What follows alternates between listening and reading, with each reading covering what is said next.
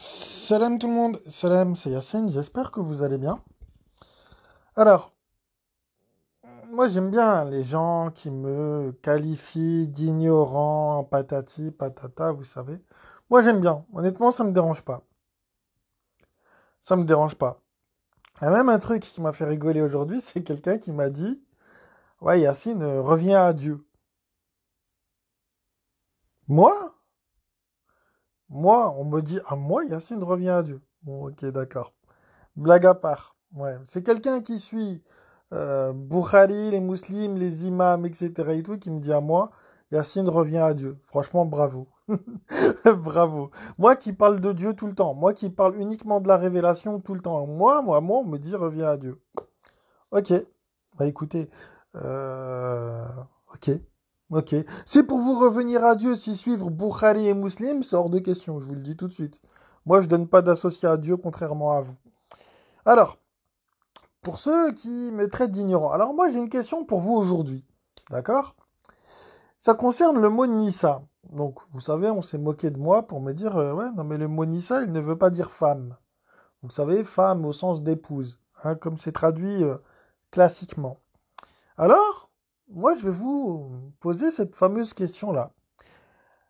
Si le mot Nissa veut dire femme ou épouse, faut que vous m'expliquiez le passage là. Vous savez, du 33-53 au 33-55. Alors on va le lire ensemble. Ô vous qui avez cru, n'entrez pas dans les demeures du prophète sans être invité à un repas, ni sans en attendre le moment. Mais lorsqu'on vous appelle, alors entrez. Puis, quand vous avez mangé, dispersez-vous sans chercher à rester pour un hadith. Tiens donc, tiens donc. On nous dit ensuite, cela faisait du tort au prophète, mais il avait honte de vous le dire, alors que Dieu n'a pas honte de la vérité. Tiens donc, bah tiens, on dit aux gens, dès que la révélation elle est arrivée, cassez-vous.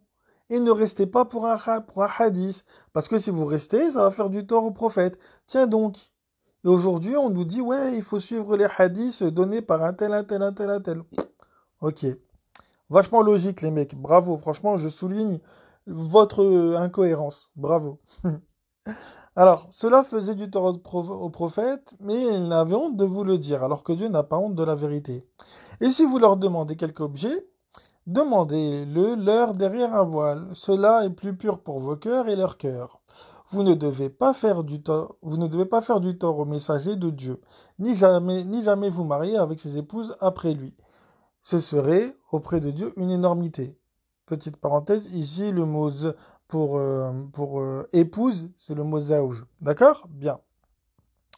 Que vous divulguiez une chose ou que vous la cachiez, Dieu est sur toute chose connaissant. Très bien. Donc regardez, donc retenez bien ça. Il est question des zaouj du prophète. D'accord? Bien. Nulle faute sur elles, donc sur les zaouj du prophète, au sujet de leur père, de leur fils, de leurs frères, des fils de leurs frères, des fils de leurs sœurs. Et tiens, sur quoi qu'est-ce qu'on trouve là? De leurs femmes, Nisa Hina. Après on parle des Meleket et Menukum. Tiens donc, les Zéouj du Nabi ont des Nissa.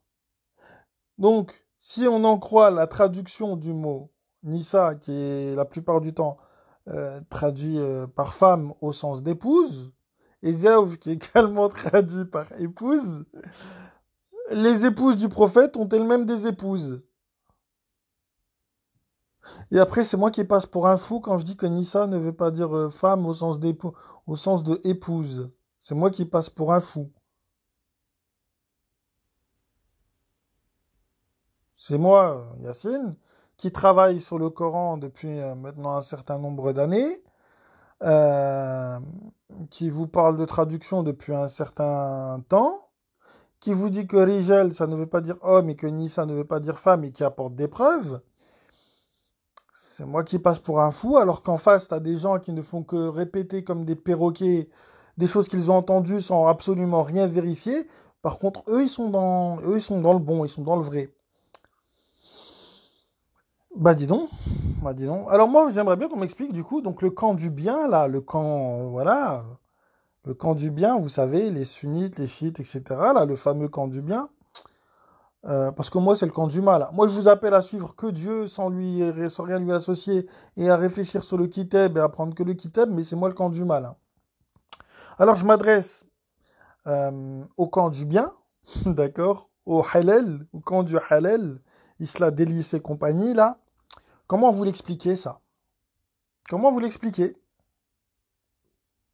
Comment- Donc, les œuvres du prophète ont elles-mêmes déni ça. Comment vous l'expliquez? Moi, j'attends.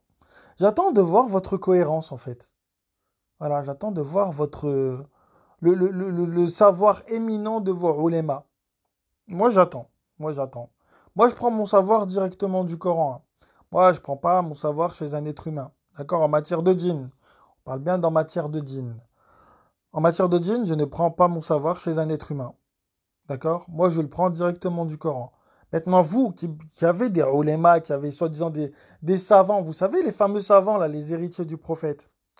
Comment vous expliquez maintenant ici, donc dans ce passage, que les œuvres, que vous traduisez également par épouse, donc les épouses des épouses, j'attends. Voilà. Sur ce, bah moi je vous passe le salam et je vous souhaite une excellente soirée et un bon week-end. Salam.